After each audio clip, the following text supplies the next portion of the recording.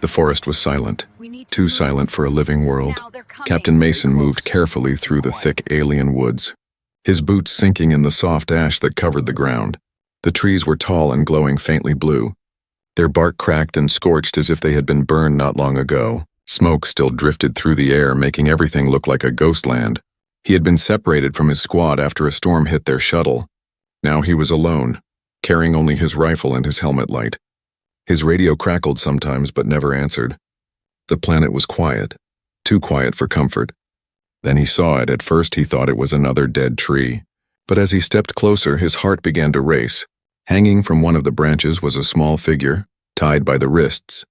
Body limp, skin faintly silver blue.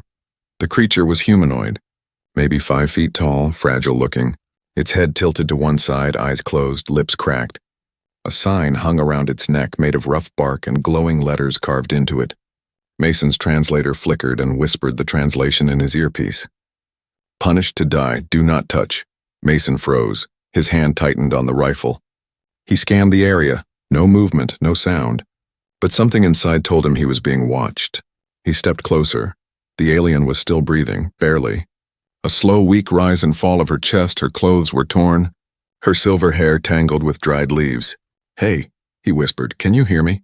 Her eyes opened slightly, glowing faintly in the dim light. She looked at him, fear and hope mixed in her gaze. Her lips moved. The words came out soft and broken.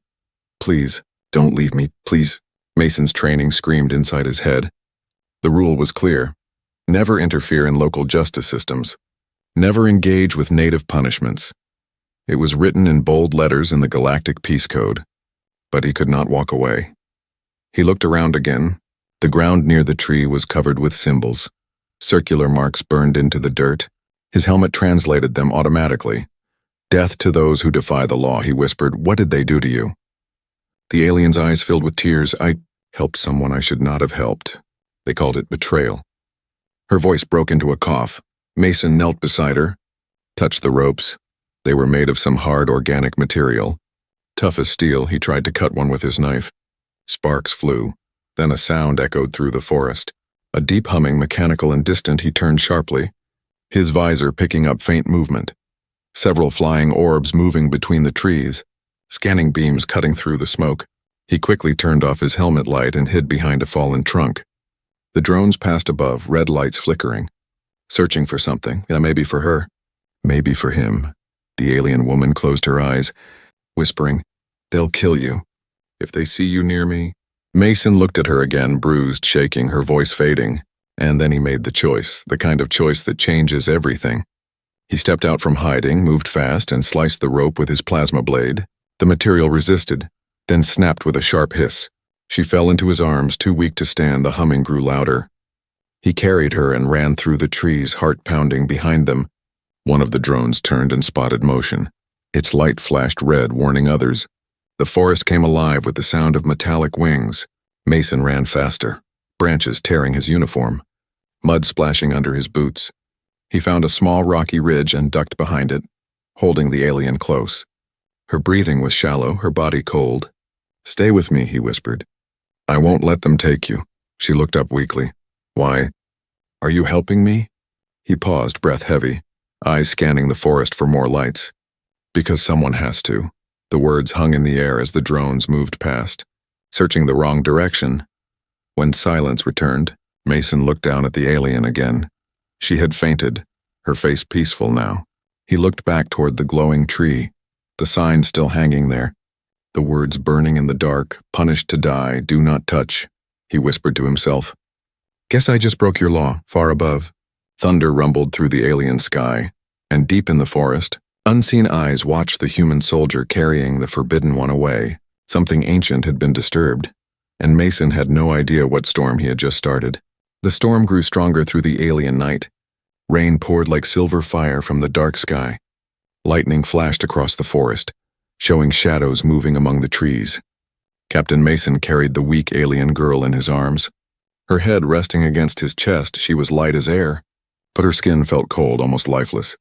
He found shelter under a broken alien transport. Half buried in the mud, the metal was rusted and full of holes, but it was better than open ground. Mason laid her gently on a survival blanket, covered her with his jacket, and started a small heat module. Her eyes opened slowly, glowing faintly blue.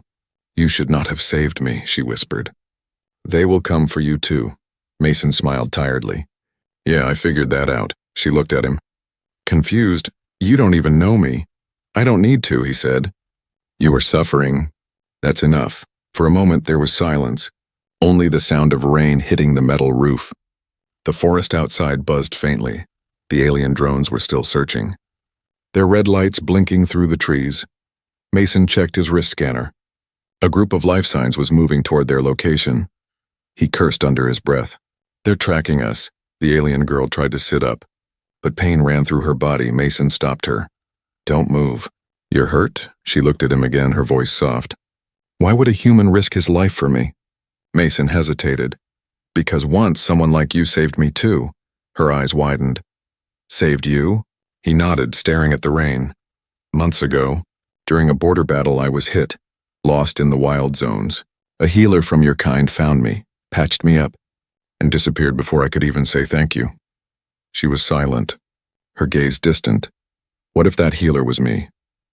Mason looked at her, surprised, but before he could answer, his motion detector beeped sharply. They were surrounded.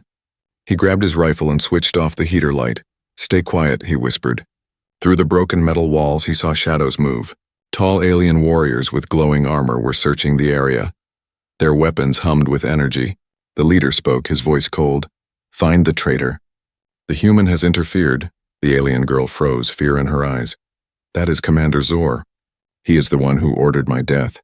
Mason took a deep breath. "Then we stay invisible." But one of the drones flew too close, its red light passing over the wreckage. Mason held his breath. The machine hovered for a second, scanning the heat signature. Then its lens flashed white. Alert triggered. "Run!" Mason shouted, grabbing the girl. He fired a pulse shot, destroying the drone, and sprinted into the storm. Energy beams cut through the rain behind them. Trees exploded in sparks. Mason dodged through the mud, carrying her as fast as he could. His boots slipped, but he never let her go. They reached a steep hill and rolled down, mud covering their clothes. The girl groaned in pain. Mason got up, panting. Looking around for cover, he spotted a small cave hidden by glowing vines and ran inside. The sound of the storm faded, replaced by dripping water and the soft hum of strange crystals on the walls. The air was warm here. The girl lay down, exhausted. Her glowing skin reflected off the crystal light, making the cave look like a dream. She whispered, "You should leave me here. If they catch you, they will burn your name from their records." Mason shook his head. "Not happening. I don't leave people behind." Her eyes softened, tears mixing with rain on her face. "My name is Lyra," she said quietly.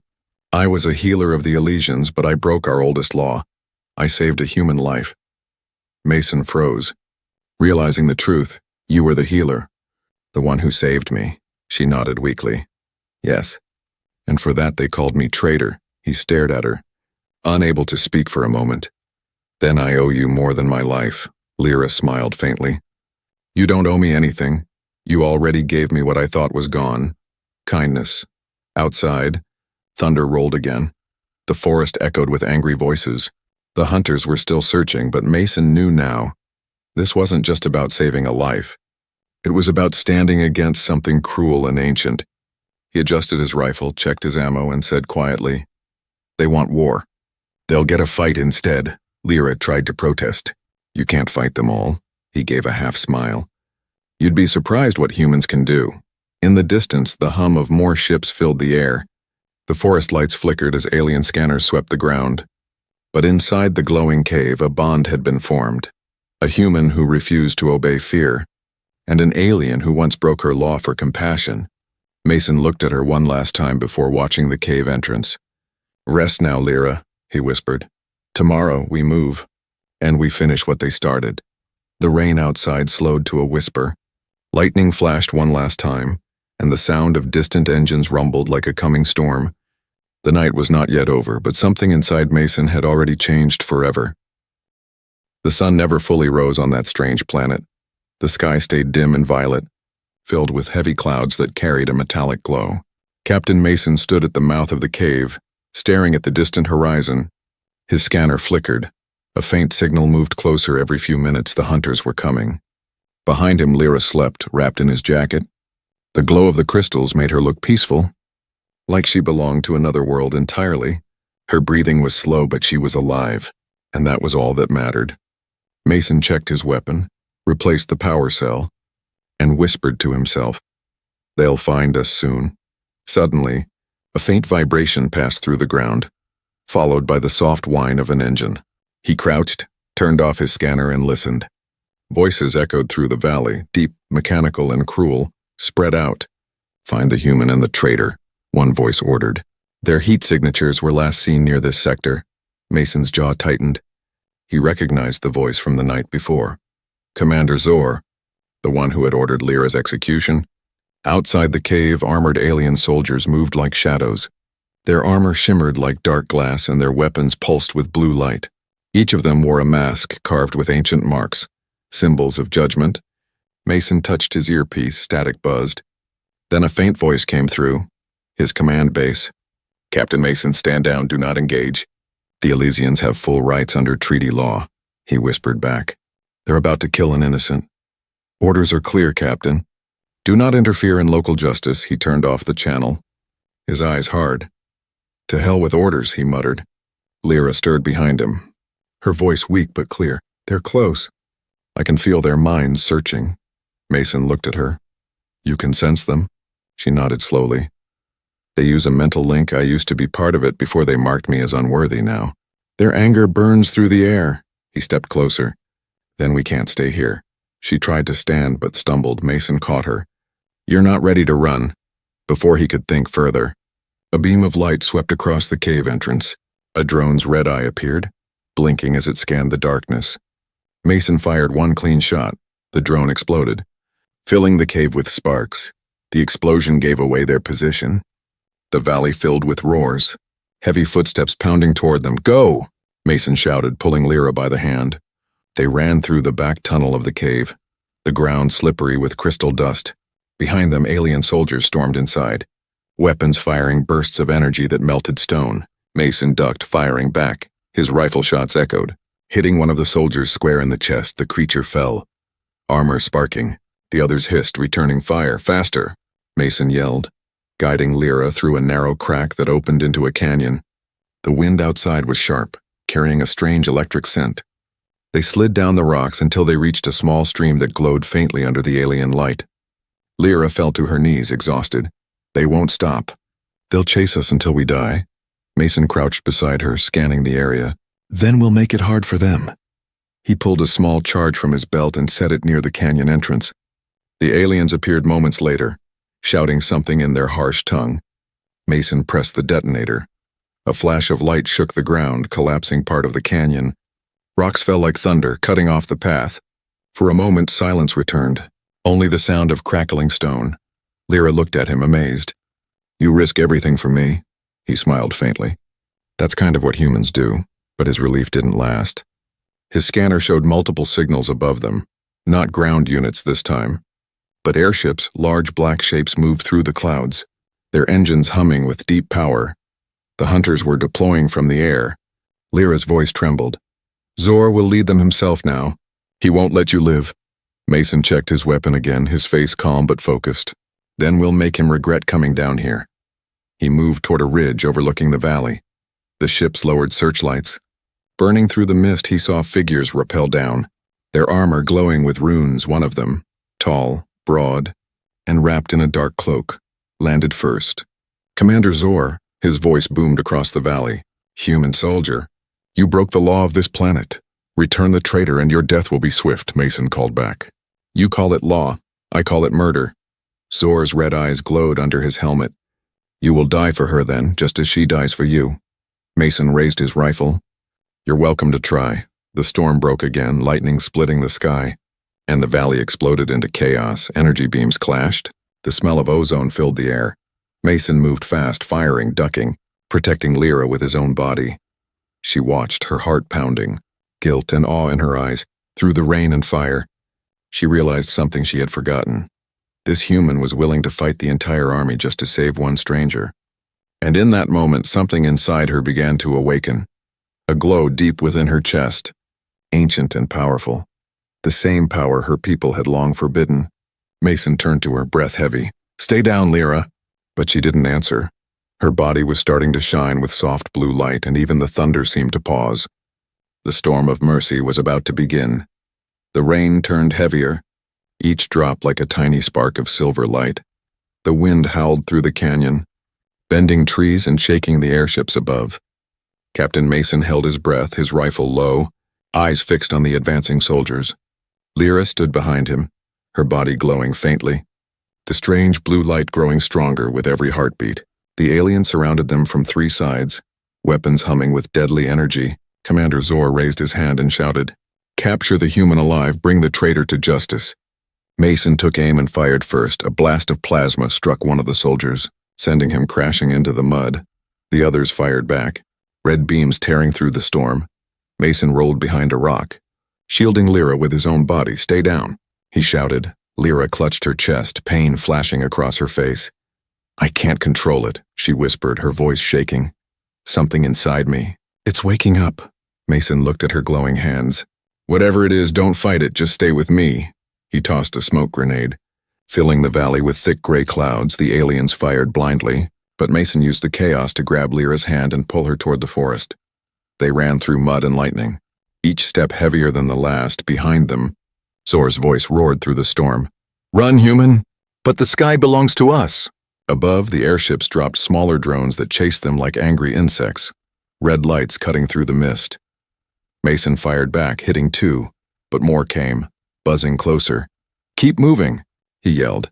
The forest ahead glowed faintly, not from lightning, but from clusters of strange blue crystals growing along the path. Lyra gasped. "This is sacred ground, the cradle of spirits.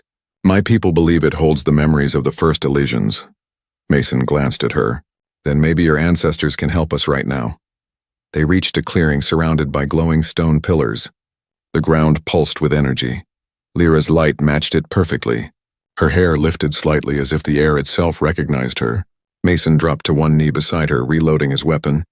"We'll hold them here." Lyra looked frightened. "No, Mason. This place is not for fighting." He smiled slightly. "Everything's a battlefield when you're human." The first wave of alien soldiers broke through the trees.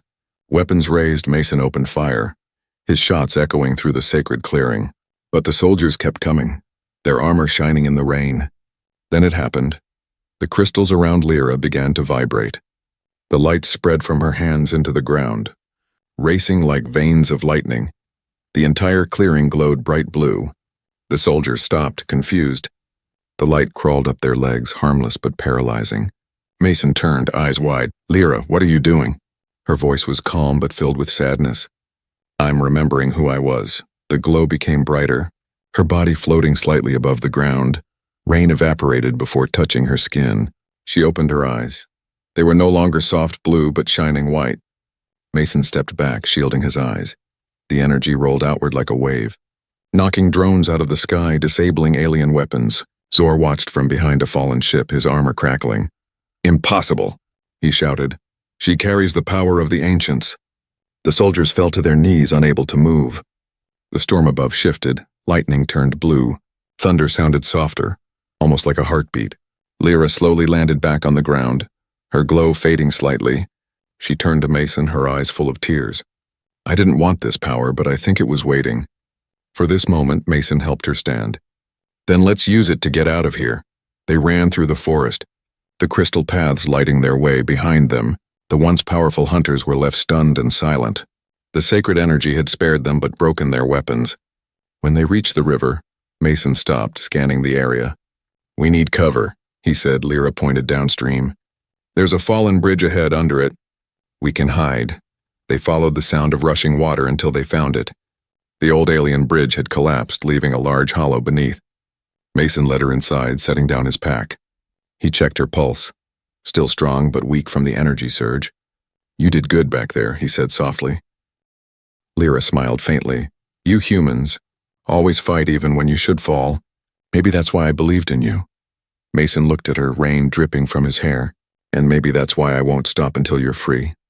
Outside, thunder rolled again, but the sounds of pursuit had faded. The forest was calm, glowing faintly with the remains of Lyra's light. She leaned against the rock wall, whispering, "You saved me, Mason. But now the whole world will come for you." He gave a tired grin. "Let them come." As the rain slowed, the night settled into silence. The air shimmered with soft light from the crystals. For the first time, Lyra felt hope instead of fear.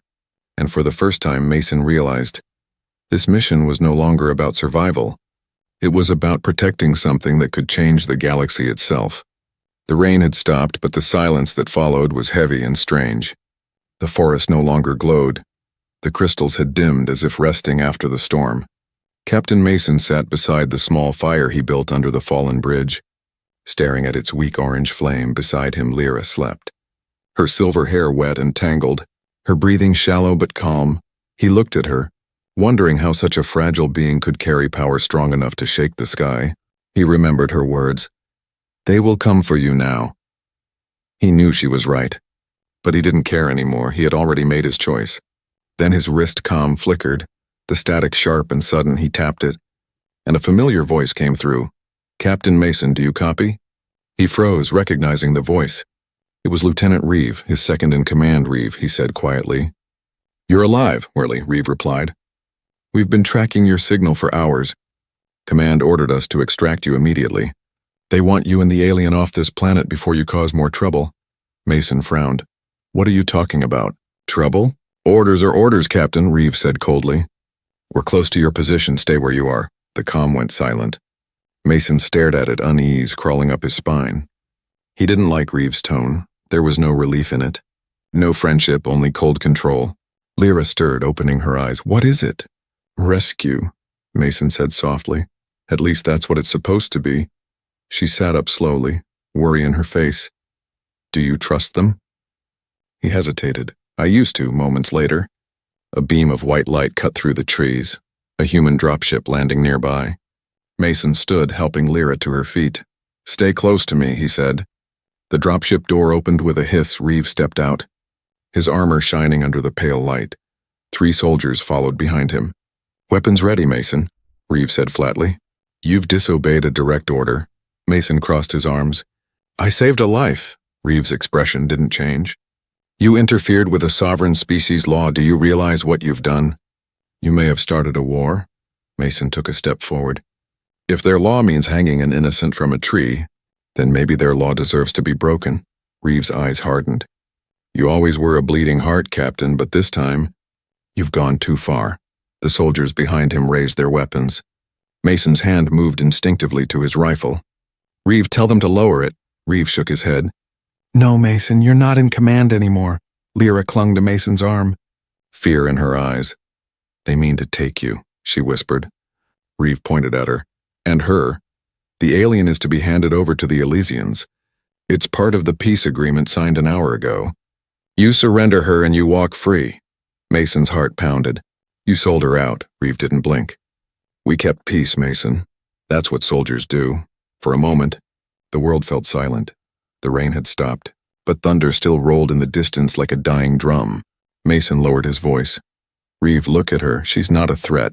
She saved me once and I saved her. That's all." Reeve's tone turned sharp. "That's not your call. Hand her over." Mason's grip tightened on his rifle. "You'll have to shoot me first." The soldiers shifted nervously. Fingers tightening on triggers, Lyra's glow flickered faintly. "Fear and anger rising in her heart, Mason," Reeve warned. "Don't make me do this, I already did," Mason said quietly. Then everything happened at once. A single shot echoed through the forest. Sharp, bright and final. Mason staggered back, pain shooting through his arm. "Blood spilled down his sleeve, Captain," one of the soldiers shouted, but before anyone could move, a wave of blue light burst from Lyra's body. It wasn't fire. It wasn't lightning. It was something older, deeper. The ground shook. Trees bent. The dropship's lights flickered and went out. Reeve and his men were thrown backward, their armor crackling. The air filled with the sound of voices, ancient. Whispering through the storm, Lyra stood in the center of it, glowing like a small sun, her eyes pure white, her hair floating in the air. "You would harm the one who showed mercy?" she cried, her voice echoing like thunder. Reeve crawled back, terrified. "What are you?" Lyra turned her gaze toward him, her expression calm and sad. "Something your kind forgot. A being that remembers kindness." The light softened. Spreading warmth instead of pain, Mason held his bleeding arm, staring at her in awe. When it was over, Reeves' soldiers were still not dead, but unable to move. The dropship lay tilted on its side. Smoke rising from its engines, Lyra dropped to her knees. Exhausted, her glow faded, and she whispered, "I didn't want to hurt them." Mason knelt beside her. "You didn't, you stopped them." Reeve looked up, shame and fear mixing in his eyes. "You've doomed us, Mason. They'll call you a traitor." Mason stood tall, his face hard. "Then I'll wear that word proudly." He helped Lyra up, wrapping his arm around her shoulders. "Come on." "We're not done yet." As they disappeared into the trees, Reeve watched them go, the rain starting again. And for the first time he wondered if Mason was right. Maybe mercy was stronger than orders. The forest was quiet again. But it was not the same. The air felt charged, as if the storm had left a memory behind. Each leaf shimmered faintly with the echo of Lyra's power. Captain Mason walked carefully, one arm wounded, the other holding her steady. The rain had washed away the blood from his sleeve, but the pain remained. They moved through the mist until they found a ruined temple half buried under roots and vines. Its tall stone pillars glowed faintly, symbols carved deep into them. Mason looked around. "What is this place?" Lyra's weak voice answered, "This was once the Hall of Healing, built by my ancestors long before war reached our stars. It's where the first Elysians learned to channel mercy into light." Mason helped her sit near an ancient stone table covered in moss. "Then maybe it can heal you again," he said softly. She smiled faintly. "It doesn't work that way, Mason. The power answers to the heart, not the body." He looked at her glowing eyes. "Then your heart's stronger than anyone I've met." She reached out and touched his wounded arm. "You risked everything for me. Why?" He hesitated, staring at the broken roof above them, the rain dripping through. "Because once I saw too much death, too many rules, too much obedience. I promised myself if I ever had a choice again, I'd save someone instead of walking away." Lyra closed her eyes. "You remind me of what our people lost, compassion." Suddenly the temple trembled. Mason jumped to his feet, aiming his rifle. They found us again, but it wasn't soldiers this time. The air shimmered, and holographic shapes appeared. Tall figures made of blue light, eyes glowing like stars. They surrounded the hall, silent but watching. Lyra gasped, "The ancients!" The tallest one stepped forward, its voice like soft thunder. "Child of Elysia, your light has been reawakened. Yet your world has turned from mercy to punishment." Lyra bowed her head. "I failed them. I broke their law." The being shook its head slowly. "No, child. You broke their chains." Mason lowered his weapon slightly. Unsure what to say, the figure turned toward him. "Human, you carry courage wrapped in sorrow. You crossed our forbidden forest not for glory, but for kindness." Mason's voice was rough. "She didn't deserve to die," the ancient nodded. "You acted with heart, as few in the galaxy still do." Lyra looked up at them, tears in her glowing eyes. "But the Elysians will come. They will destroy him for helping me," the ancient replied. "Then let the truth be their light." As the words echoed, the temple began to glow brighter, the floor lines pulsing under their feet. Mason shielded his eyes. The light rose around Lyra, surrounding her completely. Her wounds vanished, her color returned. Her body lifted into the air again, calm and steady. "What's happening?" Mason called out. The ancient voice answered. "She carries the last seed of the light of mercy. It must awaken through sacrifice and faith." Mason stepped closer, worried. "If this hurts her?" But Lyra smiled through the light. "It doesn't hurt, Mason. It feels like forgiveness." The glow spread outward, rolling like a wave through the jungle. The rain turned to steam, and the sky cleared for the first time in years. The stars shone above, reflected in her silver eyes. Far away, alien ships circling the planet detected the surge. Commanders panicked, believing it to be a weapon. They prepared to fire, but then their systems went dark, disabled by the same pulse of energy that filled the world with calm instead of destruction. Back inside the temple, Mason watched as the light faded. Lyra slowly landed back on the floor. Her skin no longer glowed, and she looked human now, peaceful, tired but alive. Mason rushed to her. "Lyra, talk to me." She opened her eyes, weak but smiling. "It's done. The curse is gone." He knelt beside her, confused. "Curse? Our people were bound by fear for generations. Mercy was forbidden because they believed it made us weak." "But mercy is strength," she said softly, "and you proved it." Mason shook his head. I just did what was right. Lyra touched his hand, her fingers warm. That's what makes you different. You act without expecting reward. Before Mason could answer, a shadow filled the doorway. It was Commander Zor, armor cracked, eyes burning with fury. He had survived. You think this changes anything? Zor hissed. You think mercy will save you? Mason aimed his weapon. No, but it'll stop me from becoming like you. Lyra stood beside him, her voice steady. Zor, your war ends today. Zor raised his blade, but before he could strike, his armor shattered into dust. The light touching him too, his anger turned into shock. Then silence. He dropped to his knees, eyes wide. What have we done? The storm inside him broke, and for the first time his voice was quiet. Forgive me, he whispered, then disappeared into the glowing mist. Mason looked at Lyra. You didn't kill him. She shook her head. No. I gave him peace. He looked around the shining temple. Everything calm now. The firelight reflected in her eyes as she said, Your world fights with bullets, mine fought with judgment. But maybe both can learn something new. Mason nodded slowly. Maybe that mercy can win. Lyra smiled faintly, her voice soft. It already has.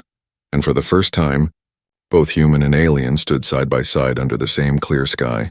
Not as enemies, but as proof that kindness could outshine fear. The dawn broke over the alien world for the first time in decades. The sky glowed with soft light, golden and clean. The storm was gone, and the burned forest now shimmered with new life. Flowers of blue and silver opened where ash had once covered the ground. The air smelled fresh, alive, reborn.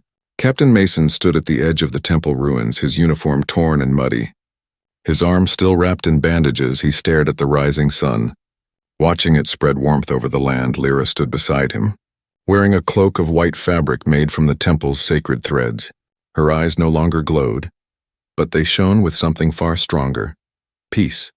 You did it, Mason said quietly. You changed your world, she smiled, her voice soft. We did it, Mason. You showed me what mercy looks like when it wears human skin. He chuckled, shaking his head. I just broke a few rules. She looked at him, serious now. Sometimes breaking rules is how new ones are born. As they spoke, the sound of engines echoed from the horizon. Alien ships, but not warships. Their hulls were bright, unarmed. Moving in slow formation, Mason reached for his rifle, but Lyra touched his hand. No, not this time. They come in peace. The ships landed gently on the glowing fields, and a group of Elysians stepped out. They were unarmed, their faces uncovered.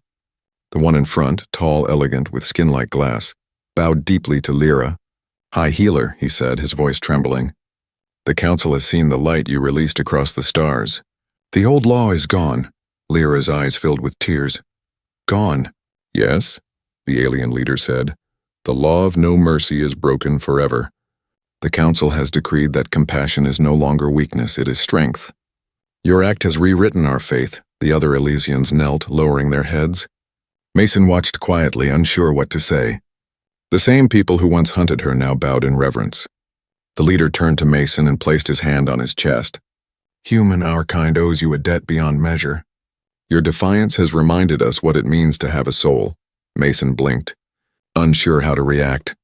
I didn't do it for thanks. The leader smiled. That is why it mattered. Lyra stepped forward, her voice steady but warm. No one should ever be punished for kindness again. The leader nodded. It will be written so, and every young one will learn your name. Mason looked away, his throat tight. I'm no hero, I just couldn't watch someone die for doing the right thing. Lyra turned to him, smiling gently. That's exactly what makes you one. The moment felt heavy and still, like the world itself was listening. Later that day, a council gathering took place under the open sky. Dozens of Elysians gathered, joined by humans from Mason's unit, even Lieutenant Reeve. Still shaken from what he had witnessed, Mason stood beside Lyra as she addressed them. Her voice carried softly but clearly. For generations, we feared compassion because we thought it made us weak. But mercy is not surrender. Mercy is courage, and the courage to see others as ourselves. The crowd listened in silence. Tears in some eyes, pride in others. She looked at Mason as she said her final words. One human taught me that even when a law says to turn away, the heart still knows the truth. From this day, no being shall die for showing mercy. The crowd bowed. the light of the new dawn reflecting off their faces. Mason felt something stir inside him. Pride, yes, but also peace for once. His fight had not ended in destruction, but in life. When the ceremony ended, Lyra approached him. "Your people will want you back," she said quietly. He nodded. "Yeah, command will probably court-martial me. Maybe throw me in a cell," she smiled. "And yet you'll still walk out free. Because hearts like yours don't stay caged," he laughed softly. "Maybe I'll visit when your people build that new world of mercy." "You won't have to visit," she said. "You'll always have a place here." A soft wind moved through the trees, carrying the scent of new blossoms. Mason looked around. The same forest where he had found her hanging from a tree, half dead and forgotten, was now filled with light and song, he whispered. "Not bad for a place that once said, 'Do not touch.'" Lyra looked at him, her eyes bright with emotion. "You touched what no one dared to, not just me, but the soul of my people," he smiled. "Guess humans are stubborn that way." They stood together as the ships rose again into the sky, carrying news of a new law, a new hope, a new beginning, and somewhere deep in the galaxy stories began to spread. About the human soldier who broke a cruel command to save a stranger, about the alien healer who returned light to her dying world generations later. Children of both races would whisper the same legend under starry skies. Once a human defied a sign that said, "Do not touch," and by doing so, touched the heart of a world. The story would live on, not as a tale of war or rebellion, but as a story of courage, mercy, and the power of one simple truth, that kindness, once shown, can rewrite the laws of the stars.